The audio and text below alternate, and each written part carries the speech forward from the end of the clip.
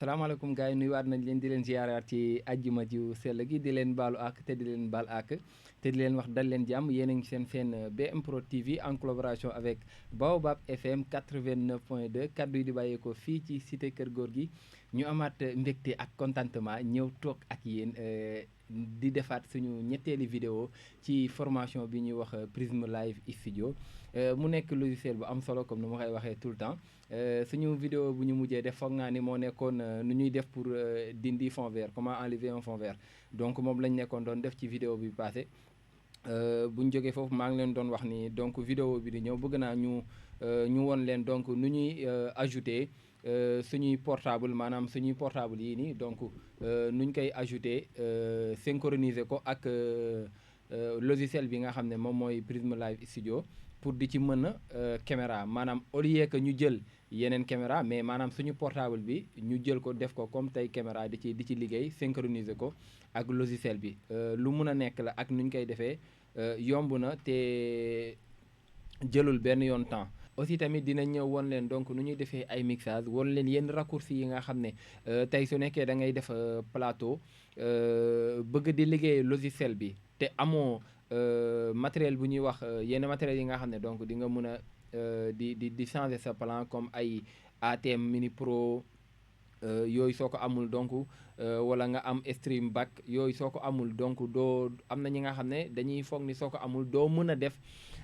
yenn raccourci yi wala yenn liggéey gaaw yi ak logiciel bi si lu mën a nekk la ak logiciel bi mun nga ci def yenn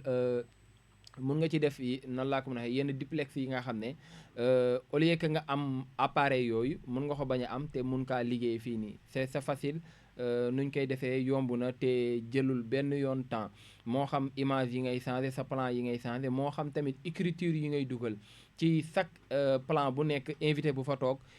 turam nu ngi koy bindee ban chiffre moo koy dugal wala ban lettre moo koy dugal loolu yëpp mun nañ ko def ci clavier bi daal di def clavier bi mu nekk benn genre ATM Mini Pro du ko nekk nag mais genre noonu lay dina ndiroo ak moom méngoo ak moom au lieu que ngay téye donc sa souris di ci nekk di bës fii bës fii bës fii day xaw a yéex souris bi du mun a def loolu yëpp day xaw a yéex balaa ngaa changer plan day yàgg mais donc su nekkee da nga jël sa plan yëpp donc nga régler ko yaa ngi comprendre donc nga def F1 mooy plan 1 F2 mooy plan 2 F3 mooy plan 3 F4 mooy plan 4 yaa ngi comprendre léegi nga def F11 12 13 nga ne F11 12 13 moom ngay jël def ko ay titre maanaam donc nit ku nekk suñ changé plan am donc nga dugal noom dugal fonction am et cetera loolu yëpp mën na nekk toog sa clavier di ko liggéey sans nga am ATM Mini Pro wala yeneen diviseurs yi nga xam ne diviser la ñuy jëriñ donc mun nga ko def ak sa logiciel bi ñuy wax Prism Live Studio en même temps aussi tamit ñi nga xam ne am nañ logiciel bu ñuy wax OBS Studio ñoom tamit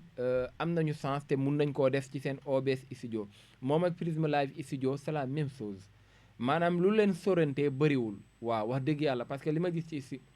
ci Prism Live Studio mun naa ni bu ma demee ci OBS Ultimate wala bu ma ñëwee ci OBS gis naa ko ci Prism Live Studio lu ñu wutee daal bëriwul donc dañuy bañ a guddal vidéo bi comme ni ñu koy waxee tout le temps dañuy dem directement dugg ci comment dire dem ci ordinateur bi won leen nu ñuy njëkk a synchroniser suñu portable avant tout synchroniser suñu portable won leen ko ba pare ba ngeen gis ni suñu portable synchroniser nañ ko ba pare ngeen gis suñ fa jógee nag ñu daal di leen woon donc nu ñuy defee diviser yi nu ñuy diviser affaires yi def mixage yi synchroniser et cetera aja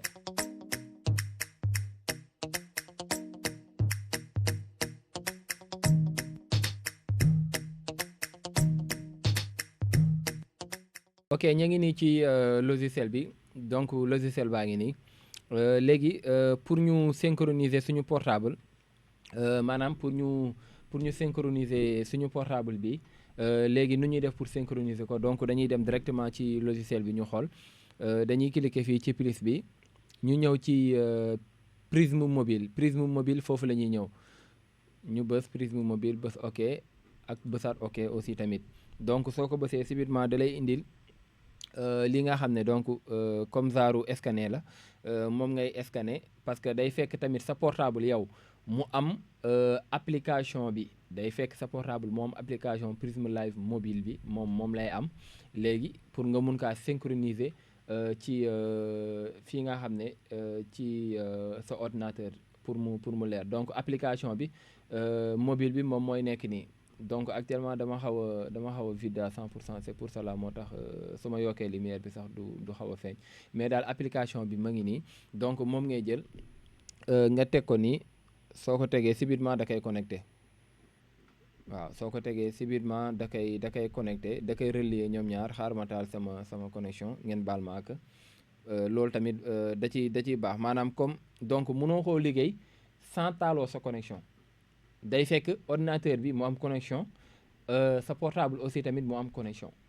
donc loolu mooy mun a def donc mu synchroniser wu mu ngeen mun kaa relier di moins daal pour ngeen bàyyi ko xel soo taalu sa connexion du jàll ma ngi nii léegi xaar ma def nii donc taal naa sama connexion ok soo taalee sa connexion su ko xasee ba capté kii bi rek da lay bindal connecté léegi nga bës ci connecté bi soo bësee ci connecté bi donc dafay affiché léegi actuellement nii ma ngi nii di affiché voilà ma ngi nii donc foog naa ni yéen a ngi koy gis voilà ça est là xaama def nii pour ngeen gis ni yeneen appareil yu may waxee voilà ça est là ñu ngi nii aussi ma ngi nii donc appareil bi moom laay waxee ni beneen bee tamit appareil la pour ñu bàyyi ko xel yi tamit ay appareil la voilà ça est là ma ngi nii donc nii nga xay defee yomb na mais fii aussi tamit pour ñu bàyyi ko xel fii soo ñëwee da lay laaj pour xaar ma gën a jege pour mu leer fii da lay laaj maanaam sa kii bi comment dire li nga bëgg a def ndax vidéo bi da nga bëgg mu ànd ak son bi dong wala vidéo bi dong nga bëgg mu ñëw wala son bi dong nga bëgg mu ñëw yow yaay xool donc ban nga ci soxla rek nga indi ko waaw nii la ñuy synchroniser daal pour gars yi ñu xam donc nu ñuy synchroniser tout le temps soo ko liggéey da ngay bës ok fii pour mu mun a jàll voilà ma ngi nii synchronisation bi ok ma ngi nii pour ñu bàyyi ko xel voilà nii la ñuy synchroniser yomb na te jëlul benn temps wax dëgg yàlla léegi suñ jógee foofu dañuy fexe dem donc def li nga xam ne mooy cadre def li nga xam ne donc mooy kii bi comment dire fexe def mixage bi won leen donc nu ñuy diviser c'est très important pour ngeen xam ko parce que am na ñi nga xam ne ngeen baal ma won leen nu ñuy diviser c'est très important pour ngeen xam ko parce que am na ñi nga xam ne donc foog nañ ni soo amul yenn matériels yi rek munoo diviser munoo départager say plan et cetera wala soo ko defee noo koy liggéeyee et cetera te ci biir loolu sax am na ñi nga xam ne wax dëgg yàlla tout le temps ñu ngi ñuy topp di ñu wax donc seen direct yi wala nu ngeen di defee direct expliquer leen ñu ko A ba Z war ñu donc caméra yi ngeen yor donc fiche yi nan lay demee et cetera loolu dinañ ci def vidéo dinañ ci ñëw def ci vidéo bi nga xam ne spécial donc nu ñuy defee vidéo ci comment dire ci YouTube won leen A ba Z won leen donc appareil yi nga xam ne mun nañ ko utiliser ci débutant wala su nekkee doole baa ngi fi donc nga jël yenn appareil yi nga xam ne donc di nga ci mun a liggéey te da lay gën a yokk parce que qualité ngay am te da ciy baax aussi tamit nga nekk ci studio bu normal am son bu normal c'est très important son bi c'est très important am qualité image bu normal c'est très important da ciy baax am na ñi nga xam ne tey nekkul yow c'est tutoriel li ngay wax moo am solo ci ñoom maanaam qualité image ñoom la ñuy xool pour vous dire vrai rek qualité image qualité son sa plan li fa nekk ci ginnaaw yaa ngi comprendre lumière yi reflété ca gannaaw ñoom looloo leen di neex ñoom envie boobu ñoom la ñuy wax pour jéem a découvrir yow lan nga def ca ginnaaw et cetera donc da ciy baax ñun nag nekkuñu ci plan bu extraordinaire comme ni ñu koy waxee c'était juste lii yëpp ay fond vert la du lu extraordinaire mais pour vous dire vrai soo ñëwee ba nekk youtubeur dëgg wala nga nekk nit ki nga xam ne da ngay def ay vidéo di ko lancer ci net bi c'est très important nga am qualité image bu baax am fond bu rafet bi nga xam ne fond bu neex a présenté la ci ginnaaw loolu tamit da ciy baax pour ñu bàyyi ko xel. Donc actuellement ñu ngi nii ci ci logiciel bi génnee nañ nag suñuy trois caméras yi nga xam ne kii saf comment dire synchroniser nañ ko ba pare maanaam 3 caméras yi ñu ngi nii bii la ak bii voilà génnee nañ 3 caméras yi donc dañuy supprimer benn caméra bi ñu woon leen pour soo ko bëggee def beneen yoon nga xam donc noo koy defee léegi xaar ñu def nii ñu supprimer caméra bi nii 3 bi léegi comme par exemple soo duggatee ci logiciel bi da ngay ñëw scène nga créer fi dossier xanaa def naa caméra 1 def caméra 2 léegi damay créer waat beneen caméra damay xool ñaata nombre caméra rek laa yor ma def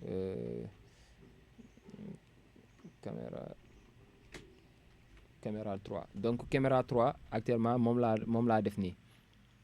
ma bës ok su ma bësee ok léegi soo xoolee fii nii image bi fii la nekkoon mais donc dossier bi may créer nii c'est pour cela moo tax mu dindi image bi nii parce que xam na ni donc dafa am lu ma bëgg a dem jëli ci c'est pour cela moo tax mu éliminer loolu dindi fii nii lu fi nekkoon ci source bi du moins léegi damay ñëw ci source bi ma bës plus bi ñëw webcam toujours nee naa leen webcam foofu la ñuy jëlee image pour maanaam vidéo foofu lañ koy jëlee pour indi ko ajouter ko voilà nga bës ok nga bësaat ok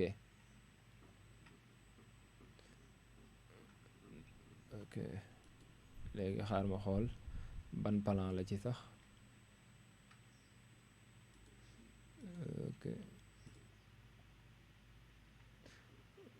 voilà ok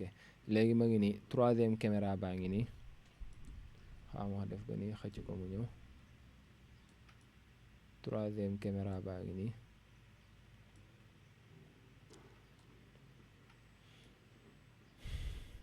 ok léegi 3e caméra baa ngi nii léegi comme nu ma leen koy waxee tout le temps nee naa leen lu nekk fii nii nekkagul ci partie direct fii mooy direct fii nga xam ne dafa noir comme tey su ma bëggoon muy nekk ci direct bi damay def nii transition fii laa ñëw parce que nee naa leen flèche bi moom mooy def transition ma bës donc su ñëwee fii rek cela veut dire maa ngi génn ci partie direct bi mais lu nekk fii te yegseegul fii nekkagul ci partie direct bi léegi comme tey ma nekk di def émission yaa ngi comprendre wala ma nekk di réaliser benn émission man maay réalisateur maa ngi ci ginnaaw maanaam ci ginnaaw mooy régie yaa ngi comprendre léegi am naa 3 invités wala 2 invités donc bii ci digg bi kii mooy présentateur bi ñaar ñii ay invités lañ yaa ngi comprendre léegi tout le temps présentateur bi su présenté wala présentatrice bi su présenté ba pare léegi man war naa changer image yi vite fait te su ma ko naree def ak kii bi souris bi comme nu ngeen koy gisee nii laa koy defee damay bës fii ba pare après daal di ñëw ci flèche bi transition mu changé te lii dafay yéex ak souris bi dafay yéex wala man selon man ni ma ko jàppee dafa yéex te nekkul lu professionnel quand même léegi nan nga mun a def pour mu gën a rafet gën a cool te doo ci sonn mu gën a nekk li nga xam ne lu gën a professionnel la da ngay dem nga dem raccourci clavier fan la nekk damay ñëw fii nii ci permétrage fii ma ngi nii permétrage ma bës su ma bësee permétrage xaar mu tijjee ko xam naa li connexion bi tàkk moo tax mu xaw a yéex donc ma ñëw fii nii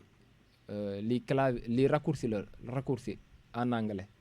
voilà li raccourci la donc ma bës fii nii raccourci su ma bësee damay wàcc ngeen xool ni donc fii ma ngi bind caméra 1 parce que dama créer dossier fii nii bind ko caméra 1 mu bindal ma caméra 1 fii scène léegi nag maanaam man raccourci bu ma bëgg a def fii laa ko waree def fii laa ko war a def ci yoon pour mu leer raccourci bu may def fii laa koy def léegi ma ne caméra 1 dama koy tuddee F1 yaa ngi comprendre léegi caméra 1 tuddee naa ko F1 léegi caméra 1 tuddee naa ko F1 pour mu leer ma wàcc ma ñëw fii caméra 2 tuddee naa ko F2 su nekkee yéen a ngi bàyyi xel caméra 1 F1 caméra 2 F2 ma ñëw ci caméra 3 ma def ko F3 donc léegi 3 caméra yëpp ku ci nekk defal naa la raccourci 1 bi defal naa ko F1 2 bi F2 3 bi F3 ku ci nekk defal naa la raccourci léegi raccourci lan lay jëriñ maanaam comme sànq li ma leen doon won xaar ma donc soo defee ba pare da ngay ñëw appliquer xaar ma appliquer ba pare soo appliquer nga bës OK ma won leen comme sànq lu ma leen doon won comme nii nekk ñoo indi si souris bi curseur bi bës yaa ngi comprendre mu indi lii ma indiwaat fii curseur bës mu def nii donc au lieu que ma nekk di bës nii di bës fii donc damay jël nii teg souris bi fii xëcc sama clavier nii donc ma ne léegi damaa bëgg a changer clavier damaa bëgg a changer caméra 2 ma bës F1 gis nga bës naa F1 donc indi na F1 ci partie bi nga xam ne mooy partie modifié la ko indi mais ba tey dugalugu ko ci partie direct bi moo nekk partie bi pour ñu bàyyi ko xel partie direct bi moo nekk partie bii nii donc fii rek la indi affaire bi léegi nan laa mun a def pour mu indi ko fii nii te du ma ñëw ci souris bi du ma ñëw ci flèche bi parce que nee naa leen flèche bi transition la ndax su ma defee nii da koy dugal pour ngeen bàyyi ko xel léegi nan laa mun a def beneen raccourci bu ma mun a def bi nga xam ne du ma laal tey souris bi te du ma ñëw ci flèche bii nii mun na nekk comme par exemple xaaral ma changer plan léegi ma dem plan 1 bi moom moo nekk nii si je me trompe pas léegi plan 1 bi ma ngi nii damay ñëwaat fii nii maanaam transition bi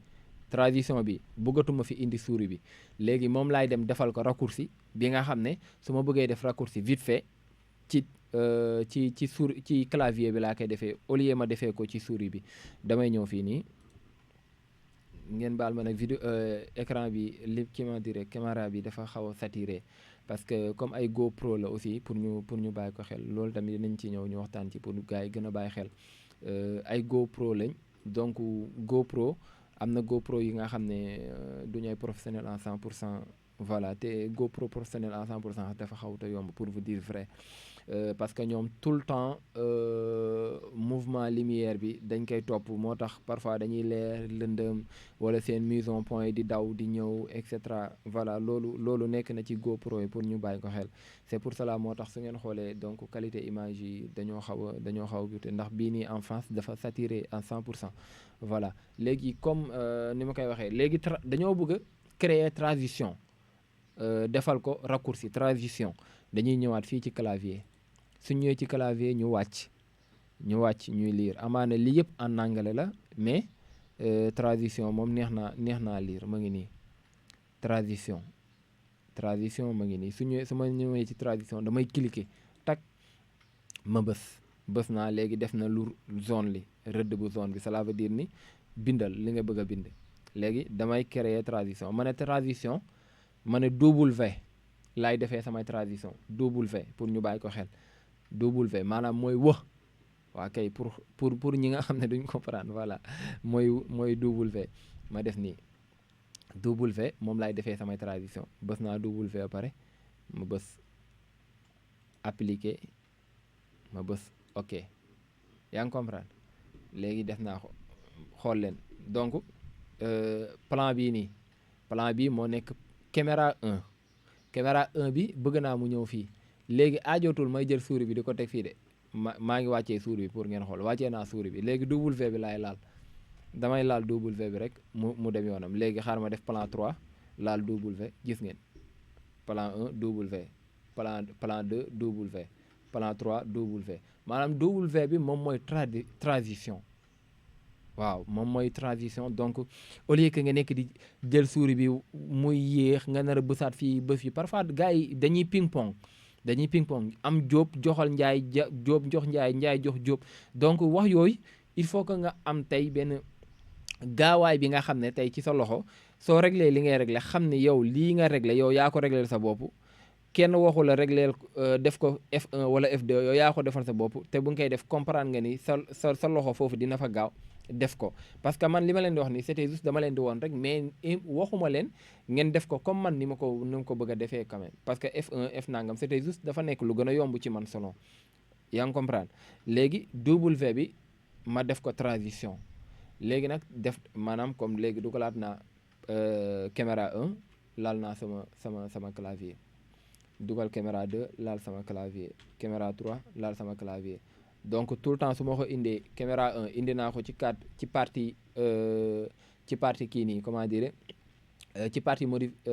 modification fii la nekk edit maanaam fii da ngay étudier ba pare léegi su nekkee li nga étudier soxla defar nga ko ba mu normal pare léegi ma ne ko dama ko yóbbu direct nan laa ko yóbbee direct damay laal W ma laal W mu indi ko direct donc ma ngi jàll direct aussi tamit mun nga ko def maanaam si sooy def ay texte maanaam comme tey comme nu ma leen ko waxee ci début bi dama am ñaari invité ak présentateur bi autrice bi mu nekk 3 caméra yu war a tàkk yaa ngi comprendre ku ci nekk ma war a bind sa tur ci ñoom ñett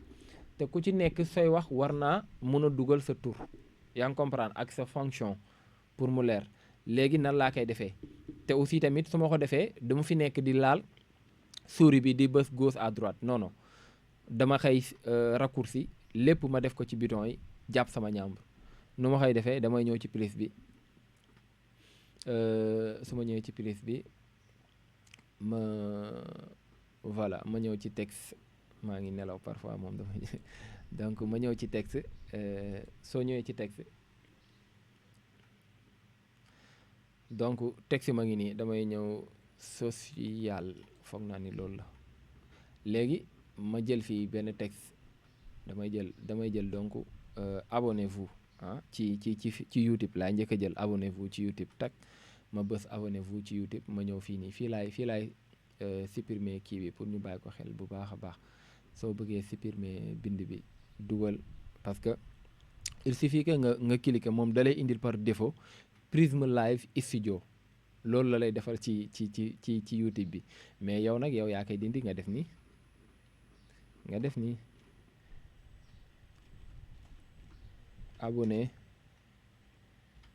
abonnez-vous yaa ngi comprendre léegi abonnez-vous ma ngi nii indi naa ko ci côté YouTube nan laay def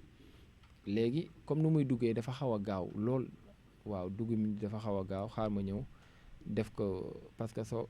def ko mode bu xaw a yéex mode kàkkataar xaw ma ban mode moo ci waaw ma ngi nii donc fii lañ koy defee pour duggin bi mu xaw a yéex tuuti waaw mu xaw a yéex loo gën a wàññi day xaw a yéex bind bi day xaw a yéex a génn su nekkee yeneen koy bàyyi xel su ma yokkee def ko affaire lapin bi da ngay gis bind bi day gaaw a génn waaw voilà fii moom c'était juste du duggati du génn danaan taxaw jàpp ñaamburam amatul dugg amatul génn su xasee ba ubbeeku rek jeex na c'était fii moom pour muy def mouvement di dugg di génn loolu lay jëriñ voilà puis waxoon naa leen pour zoomer la xëcc ko zoomer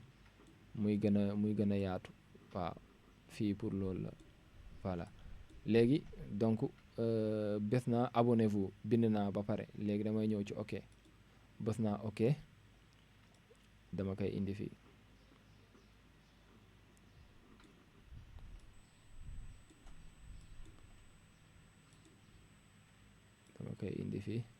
xam ne indi naa ko fii léegi su ngeen xoolee donc indi naa ko fii nii donc affaire bi nekkagul ci partie bii nii yaa ngi comprendre nekkagul ci partie bi parce que ma ngi nekk ci partie étude bi ba tey pareeguñ ci lu ñuy def moo tax dugaluguñ ko mu jàll ci direct léegi su ma ko bëggoon moom tamit muy jàll ci direct te xaw ma raccourci bi damay bës fii rek su ma bësee fii rek da ngay gis day affiché yeneen comprendre su ma bësee fii day affiché mais ma xam ni tamit loolu dafay xaw a yàgg ma ne léegi xaar ma defal ko raccourci nan laay defee raccourci bi damay ñëwaat ci paramétrage fii rek xaar mu tijjeeku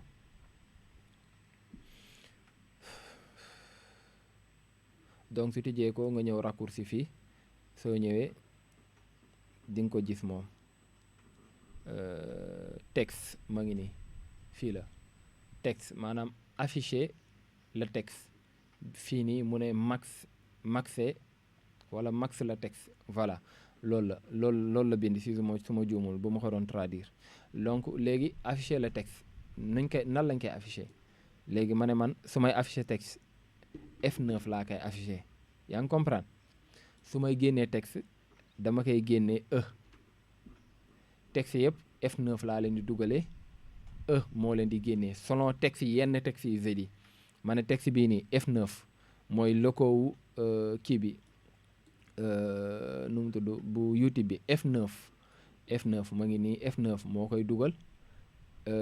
moo koy génnee léegi xaar ma woon leen appliquer bës ok donc xam na actuellement xas naa dugg direct ba pare xool leen su ma bësee damay bës ba pare daal di bës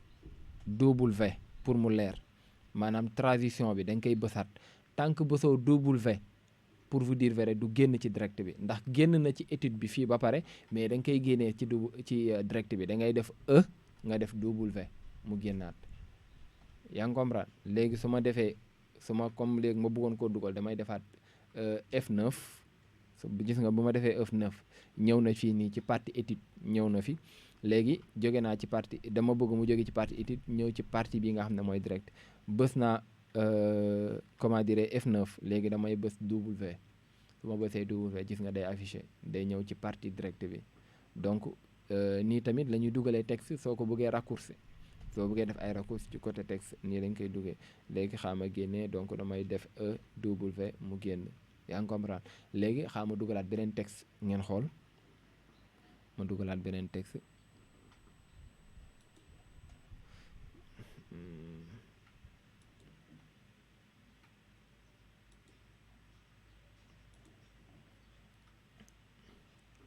ok xaar ma xool texte ngi xaama jël benn texte bi léegi bi xaama def ci donc Boubacar Ndiaye voilà bàyyi ma def ci Boubacar Ndiaye sama juumul léegi nañ koy bindee comme man moom damay juum rek voilà ma ngi nii donc Boubacar Ndiaye léegi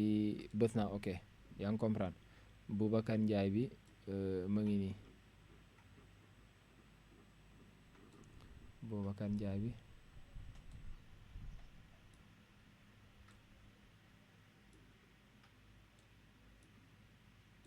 Boubacar Ndiaye baa ngi nii yeneen comprendre léegi Boubacar Ndiaye bi moom tamit ma ngi ci partie bii nii nga xam ne yegg seegul ci direct bi dama bëgg mu jàll direct su nekkee su nekkee xaw maîtriser wu ma raccourci bi damay ñëw ba fii ci fenêtre bi transition mu dugal Boubacar Ndiaye su nekkee nag dama bëgg a def ay raccourci bañal nekk fii di laalati souris comme ni ma koy waxee parce que dama bëgg mu leer c'est pour cela moo tax may jël sama temps donc yow mii di déglu vidéo wala yow mii di xool vidéo bi ngalawaay jëlal sa temps nga concentré wu ci parce que yomb na c'était juste lu tax ñu bëgg a jël temps mu xaw a diire benn diire bi pour nga gën a mun a comprendre mais mënoon nañ koo farax comme ni ko nit ñi di defee quand même mais c'était juste formation la ñu wax dañuy jël suñu temps pour nga mun a comprendre bu baax a baax c'est très important parce que dafa am ñi nga xam ne donc lu ñu lay laaj da ngay xam ne kii lu mu lay laaj donc su suivre woon vidéo bu baax a baax du la ko laaj ndax yow expliquer nga lépp ci vidéo bi c'est très important aussi tamit nga jël sa temps pour comprendre bu baax a baax affaire bi nuñ koy defee donc léegi Boubacar bii nii dama ko bëgg a defal raccourci damay ñëwaat fii nii tout le temps ñëwal ci permétrage bi donc soo fa ñëwee dina la mun a yóbbu nga ñëw fii nii raccourci soo ñëwee raccourci su ngeen xoolee donc premier texte bi ma ngi nii deuxième texte ma ngi nii moom sax dala koy noter deuxième texte soo doon dugalaat beneen day def troisième texte léegi ma ñëw premier texte bi affiché ma ne parce que premier texte bi dama def affiché F9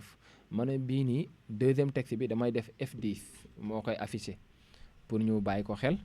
donc lan moo koy génnee moom beneen texte bi F9 moo koy dugal mais ban kii laa bëgg mu génnee ko ma ne ko R moom mooy génnee beneen texte bi léegi xaar ma appliqué pour ngeen xool donc soo xoolee actuellement ma ngi ci direct bi nii léegi ma ne dama ko bëggoon génnee damay bës R yaa ngi comprendre bës W mu génn léegi su ma bëggoon dugal beneen bi am abonnez-vous bi damay bës 9 yaa ngi comprendre F9 du moins bës W mu indeeku parce que lenn am na xaar ma def F9 W F9 transition lenn am na maanaam comme su ma bësee F9 ma ngi fii loolu lu tax ma koy wax di ko waxaat parce que ñu bëri dañuy jaawale mun na nekk fii nga foog ni ma ngi jàll sa direct fekk jàllul sa direct li nekk fii cela veut dire duggagul fii nii donc foog mu dugg fii mu mun a jàll ci direct bi foog nga liggéey ko fii ba xam fi nga ko teg baax na ba kale ko xam ne lépp normal na su duggee du yàq dara après ngay génnewaat donc nga xool ban temps lay def nga génnewaat donc loolu dong moo tax ma leen di gën a expliquer waat lu nekk fii nii cela veut dire duggagul mais lu nekk fii dugg na donc léegi dugal naa abonnez-vous bi yaa ngi comprendre su ma neexee tam mun naa dugal Boubacar Ndiaye gis ngeen Boubacar Ndiaye bi ma ngi nii ci suuf xaar ma def nii ma ngi nii voilà donc ñoom ñaar ñëpp ku nekk dugal naa leen mais jàllaguñ direct léegi su ma leen bëggaloon jàllale ñoom ñaar ñëpp direct yomb na damay def double V rek ñoom ñaar ñëppay duggandoo gis nga ñoom ñaar ñëppay duggandoo léegi nag su ma bëggoon génnee Boubacar Ndiaye bi moom dong bàyyi fa kii bi abonnez-vous bi nan laay def damay bës R ndax moom dama ne Boubacar Ndiaye pour nga génnee ko da ngay bës R double V ndax R mooy sortie bu koy masqué bu koy nëbb pour mu nëbbu damay bës R basaat double V mu génn yaa ngi comprendre donc bu YouTube bi moom moo fa des léegi tamit su ma bëggee bu YouTube bi génn bu YouTube bi nee naa le boobu moom mooy EW moom moo koy génnee selon tout le temps dafa am entrée am sortie pour ñu bàyyi ko xel dafa am entrée am sortie xaar ma indi leen fii pour ngeen gën a xam pour ngeen gis ko mu gën a leer ci seen bët ok fii nii pour ma wax naa leen ko raccourci lañ ci bind fii nii actuellement en anglais la nekk raccourci lañ ci bind donc tout le temps li ngay def day laaj maanaam soo bëggee dugal sa vidéo soo bëggee génne sa vidéo loolu la lay laaj entrée sortie mais foofu du bind entrée sortie mais dafay bind affiché et masqué loolu lay bind affiché masqué cela veut dire nëbbal soo nëbbee day nëbbatu loolu la leen di wax foofu ma ngi nii anamu F voilà ça est là donc soo xoolee fii nii F9 texte show texte ma ngi nii cela veut dire afficher le texte bi donc fii nii donc lii nii dama koy bañ a lire ngeen reetaan c'est pour cela moo tax duma ko lire donc fii nii cela veut dire ni nga masqué texte bi loolu la lay wax nga masqué texte bi donc léegi lan laa koy masqué R raccourci yi ñoo nekk nii waaw raccourci yi ñoo nekk nii lii yëpp ay raccourci la même sa audio bi ngay dugal mun nga kaa raccourci même audio bi lépp mun nga kaa raccourci audio moo fi nekk li nga mun a raccourci transition li nga mun a raccourci yaa ngi comprendre image yi ngay mun a raccourci parce que dañ koy def benn par benn buggu ñëw jël lépp rek lii ko vidéo bi di gën a gudd moo tax ñu bëgg kaa def benn par benn pour ngeen xam mais aussi tamit fii dee leen ko bàyyi xel parce que fii dalay laaj ndax nga arrêté ndax nga désactiver raccourci yi ndax raccourci soo ko désactiver doo mënati def ay raccourci tout le temps da ngay ñëw ci transition bi fii rek di bës ci transition bi moo tax tout le temps da ngay activer pour ñu bàyyi ko xel moom moo nekk bii nekk ci kaw voilà lii en anglais la c'est pour cela moo tax voilà noonu la demee daal voilà pour ñu bàyyi ko xel loolu moo nekkoon ñu baal ma loolu moo nekkoon donc lu ñu leen indiloon ci cadre man maa ngi jaawle ban la sax bii la wala voilà ça est là donc di jégaluwaata caméra yi su bëree doo xamante donc ci ban nga lii mais alhamdulilah foog naa ni donc nuñ leen ko expliquer leer na ci nopp ñëpp te yomb na wax dëgg yàlla parce que pour vous dire vrai amul lenn lu ñu leen di nëbb man lii dama ko gis pour vous dire vrai 5 minutes laa ko xool te bi ma koy xool pour vous dire vrai démb laa ko xool démb ci jeudi waaw démb mooy jeudi démb laa gis lii nii laa ko gis te bi ma koy gis gisum romb xool nii rek gis ko ñëw tey toog appliqué ko mu jàll maanaam am na li nga xam ne comme ni ma leen ko waxoon ci début bi yow yaay sa sobu bopp am na li nga xam ne kenn du la woon lépp munta nekk te suñ la wonee lépp sax dafay yomb tamit ba mu ëpp am na li nga xam ne dañ lay woon xaaj bi yow nga dem defal ko sa bopp donc loolu moo am ci àdduna suñ la wonee lépp dafay xaw a yomb ba ëpp te lu yomb rek comme ni ñu koy waxee tout le temps su nekkee ci cadre xaalis su nekkee dafa yomb doo xam après nan nga koy téye idem tamit su nekkee ci cadre liggéey su yombee doo xam noo koy téye parce que danga naan non lu mu ko amee yomb na quand même il faut que tamit da ciy baax yow mii di formé wu wala yow mii di seetaan vidéo bi c'est très important nga dem di gëstul tamit sa bopp maanaam amal logiciel bi installé ko sa portable wala installé ko sa comment dire sa ordinateur nekk ci di ci foo yow yaa moom sa ordinateur su yàqoo rek su yàqee nga dem xool jéem a jëndiwaat leen parce que da nga bëgg di jàng nga donc kuy jàng il faut que muy yàq loolu moom nañ ko bàyyi xel ku ne la moom parfois du yàqu la day wax lu ko neex parfois sax doo jël intention sax pour di foo pour yàq mais da ngay jékki-jékki sa ordinateur yàqu quand même jékki-jékki système bi ne tëf waaw dem yoonam nga ñàkk ay données dem di recommencer waat à zéro di xoolaat petit patata donc c'est très important yow mii nga xam ne donc yow yaay suivre formation Prism Live Studio c'est très important jeudi nga dem di jël sa temps di nekk ci affaire yi di toucher di laal loo toucher laal xamoo fi nga liyee defaatar sortie def sortie bi lan la damay ñëw tëj fii wala ma ñëw su ma ñëwee ci kii bi nii croix bi nii su ma ko liyee rek day génnaat c'est très important da ciy baax ñuy sopp ñuy xool parce que man raccourci bi démb rek laa ko gis wax dëgg yàlla parce que tey dama waxoon damay ñëw rek won leen donc nu ñuy activer suñu portable bi nii yaa ngi comprendre nu ñu koy relier en même temps aussi tamit dama naroon def nu ñuy dugalee ay son mais comme dama gis raccourci bi ma gis ni raccourci bi moom moo gën a am importance parce que ñi ko soxla dañoo bëri wax dëgg yàlla dañoo bëri te da ci baax nga won leen ko wax leen ni sans ATM maanaam matériel boobu ñuy wax ATM Mini Pro sans moom mun ngaa liggéey ci sa propre clavier mun nga ci liggéey def ko genre diviseur di mixer normal te aussi tamit